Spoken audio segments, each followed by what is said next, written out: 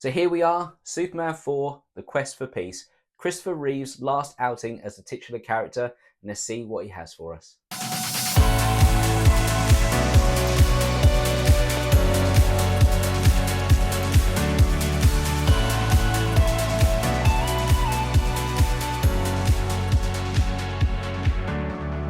So Superman 4, The Quest for Peace is a movie that was released in 1987, starring Christopher Reeve, Gene Hackman, and Margot Kidder, and directed by Sidney J. Furie. Now, the first thing to mention is that in this film, Gene Hackman is back as Lex Luthor, Margot Kidder is back properly in this movie as Lois Lane, and the movie benefits heavily from having them back in it. The tone of this movie is also shifted back more in keeping with the first two movies as well, so it's almost as if number 3 is ignored and treated as its own standalone, and this one is the true sequel to number 2. Now, I found this movie to actually be a good time. I thought that perhaps, as you often find, when it gets to number 4, perhaps the quality has dropped.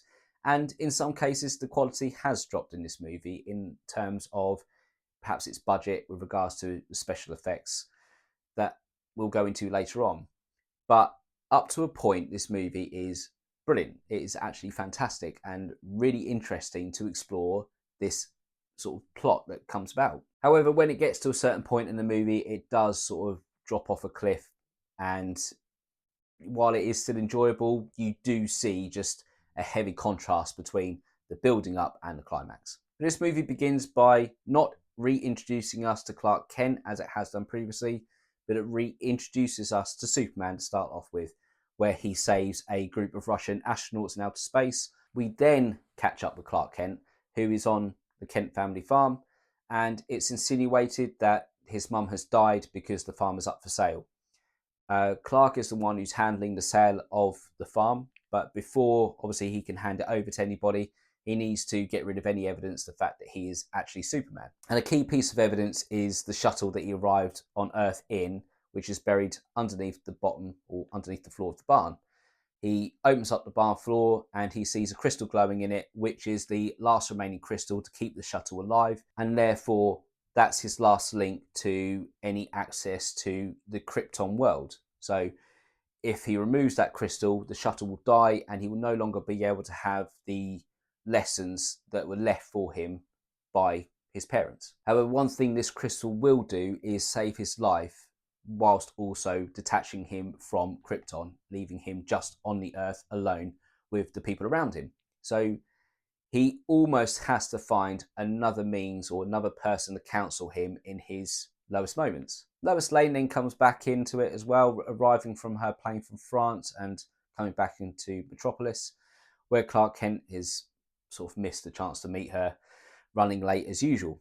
There's a issue on the train sort of almost crashes. Superman comes to the rescue and departs before giving his final words of wisdom to the crowd, once again showing himself to be that symbol of hope and that Boy Scout that he's often referred to as. We're then taken back to the Daily Planet, where we find out that it's been taken over by Mr. Warfield, who is a tabloid newspaper owner, and he essentially wants to turn the Daily Planet into more of a tabloid newspaper by printing more sensationalist headlines and almost misleading the public into believing sort of the worst case scenario, or buying into bad news, or just believing misinformation that's being given by the paper. Perry White and everybody else that have been with the Daily Planet from the very beginning hate this idea, because their ethos is to give the public the knowledge, give them everything that they need to know, and not to mislead them and just present the facts as they find them. But this dynamic introduces Macy Warfield, who is the daughter of Mr. Warfield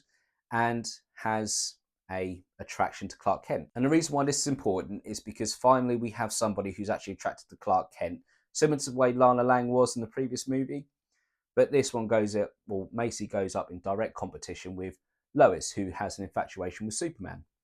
And that does create a very interesting dynamic later on in the movie. We move on to get reacquainted with Lex Luthor, who is part of the chain gang, and he basically gets freed from captivity by his nephew Lenny, who arrives in a car, and the guards basically sort of take a seat in it to check out the sound system.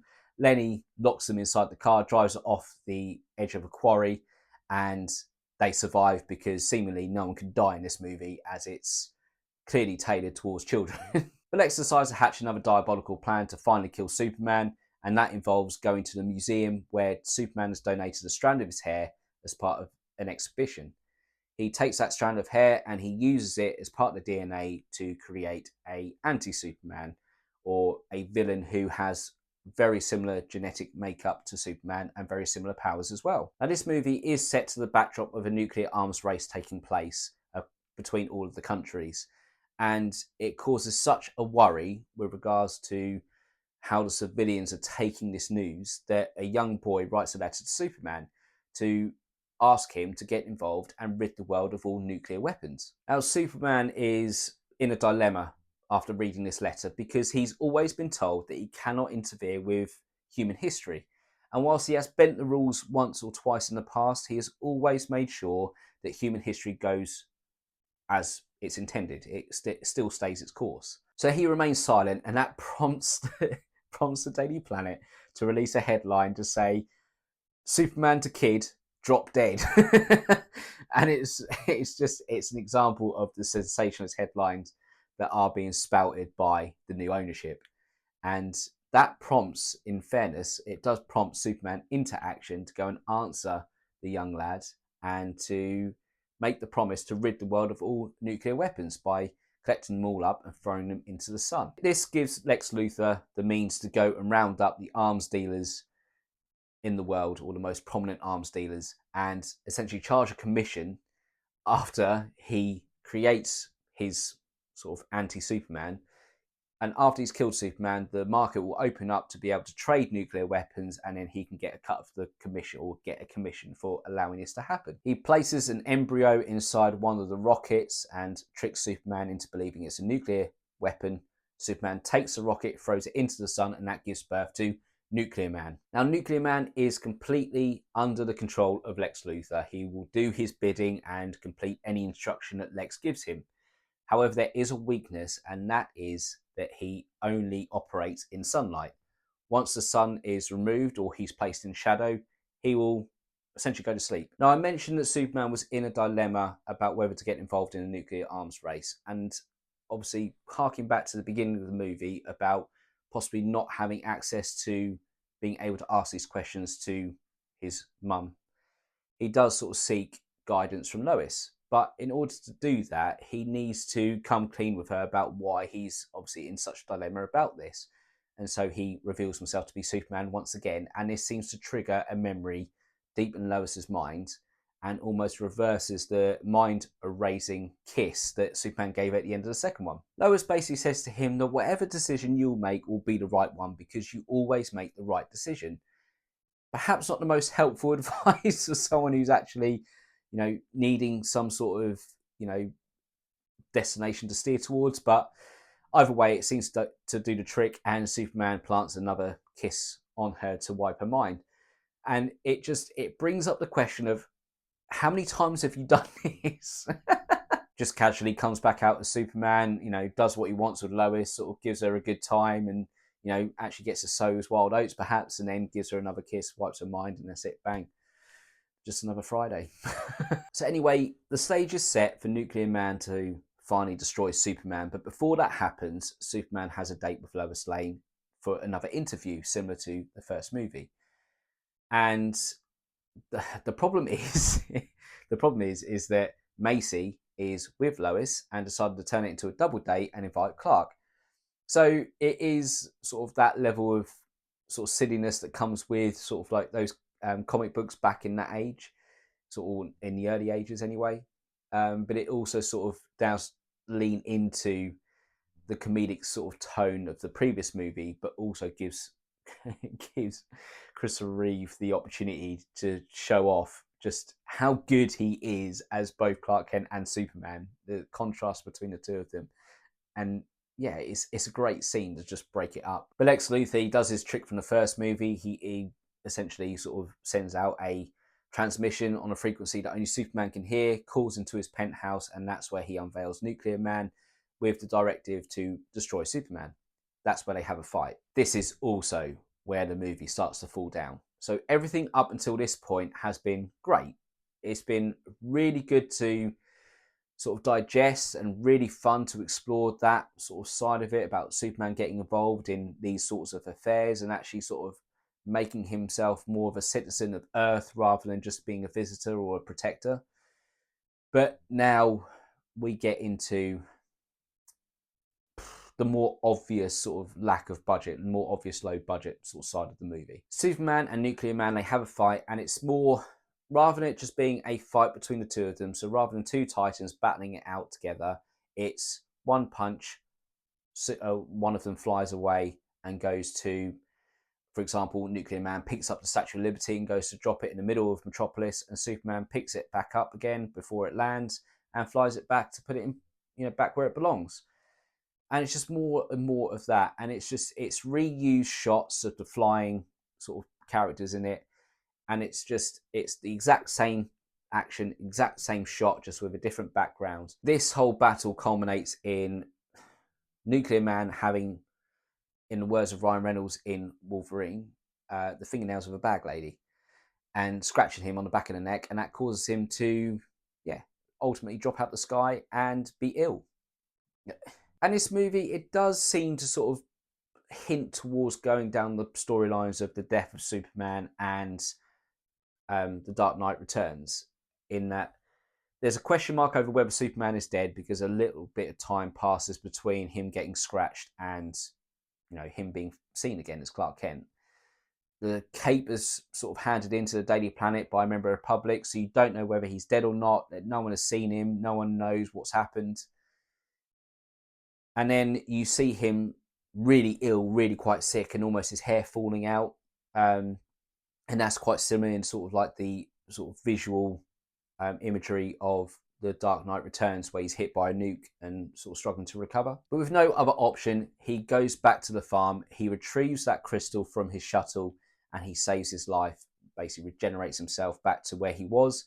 But the shuttle's now dead. He's now cut off all ties to Krypton, and it's just the people on Earth that he's got around him to help him. And I do like that. I like the foreshadowing, and I like the sacrifice that he's got to make in order to come back to save everybody. And Superman is always that character who his sacrifice means, ultimately he will always sacrifice whatever he can to do what should be done, to do good. And it's just shown once again in this movie, in this act. But if it hadn't fallen off already, it certainly falls off now. And that is where Nuclear Man sees the front cover of the Daily Planet, which shows Macy Warfield as being the new publisher or new editor. And he basically goes, I want her. No idea why. There's no indication that he has any means of affection or attraction to any human race or any of the human race. It's not explained that Lex Luthor wants her. It's not an instruction by him. It's just never explained why he's going after her, other than to clearly put him in Superman's crosshairs yet again. Superman stops him from getting to her, and he locks him in an elevator, or tricks him to get into an elevator where the sun can't get to him. So he's powerless. Superman takes the elevator, flies out to the moon, and dumps it there. And here's where the plot holes start to come about. The whole point of him being in the elevator was so the sun couldn't get to him. But for some reason, when the sun hits that side of the moon, he gets powered up. So the sun comes through the walls of the elevator. But he wasn't powerful because the sun couldn't penetrate the walls of the elevator when it was on Earth. But now it does, because we need another fight between the two of them on the moon. Either way, Superman is defeated. And again, another plot hole here. Nuclear Man goes back to Earth. He grabs hold of Macy and brings her out into space, and she can breathe in space. It's not really explained why it's so important that she needs to be involved in this part. But Superman, he causes a sort of solar eclipse. It renders Nuclear Man powerless once again. He takes Macy back to Earth. He then takes Nuclear Man and dumps him into a nuclear reactor, powers up the city. The city, celebrate having more power than they could ever want, and it's all done and dusted. Lex Luthor gets taken back to jail. Lenny, the young nephew, gets taken to a sort of like Catholic correctional school or something. I don't know. And Perry White basically buys the Daily Planet back from out underneath Mr. Warfield. So normality is resumed. Superman flies off, does his usual flying out into outer space, and then going back to save the day once again, and the film finishes. Now, this film is overall, I did enjoy this film and did have a good time with it, and was surprised that the fact of it is actually quite an interesting story to follow and does keep you entertained. But that last part with the fighting between the two of them, between Superman and Nuclear Man, it just feels as though something that's taken out of Conan the Barbarian with, like, for example, Arnold Schwarzenegger as Conan fighting the bear in Central Park. It has that feel about it, and it doesn't feel good. It's very much the style of one punch, two punch, and then pose. You see Nuclear Man sort of standing there with the sort of electricity flowing through him just across his body, and then again he flies off somewhere. Superman chases him. He causes a volcano to erupt, so Superman takes the top off a mountain and plugs it. It's just silly things like that, and it doesn't really factor into... I mean, to put it this way, Lex Luthor gives the instruction to kill Superman, and Nuclear Man's response to that is, but first have fun. But then he just flies away from him. And to me, it feels as though they felt, or the people making this movie felt as though they had to have more action set pieces in this film other than just those two fighting each other. So then had to quickly insert all of this all at once rather than just drip feeding it throughout the movie. It would have been a lot easier to have Nuclear Man causing havoc before encountering Superman, to have his fun, but also demonstrate just A, what he was capable of, and also just how evil he was. And the effects in this, I know that the sort of special effects are limited by the time, but as they did in the first movie, they worked around it. So whatever limitations they had, they made it work to fit in with the story. They built the story around what they were capable of. But this one, it just seems to be a case of they've cut corners where they can to sort of give a more sensational story. I mean, case in point is there's a shot that's constantly repeated of both Christopher Reeve and the actor playing Nuclear Man flying towards the screen, sort of dead on, and the background just behind them changes. But it's that obvious that it's used again and again and again so frequently that it's almost back to back, and it takes you out of it altogether because it just feels so low budget. I personally think this movie would be a lot worse if it wasn't for Gene Hackman and Christopher Reeve propping this movie up, because their charisma and acting ability just propels this story up and propels this movie up to a lot higher standard than what it deserves. And don't get me wrong, the story is interesting to a point, but again, it falls flat in its delivery. Overall, it is a good time, and it is one that will entertain you, albeit mainly for the wrong reasons after a certain point. But for that reason, I am going to give this movie a 3 stars. So that was my review of Superman 4, The Quest for Peace. What did you guys think about it? Whatever you guys thought, pop it in the comment section below because I'd love to have a read. I will be coming back with Superman Returns, but until then, you guys take it easy and I'll catch you on the next one.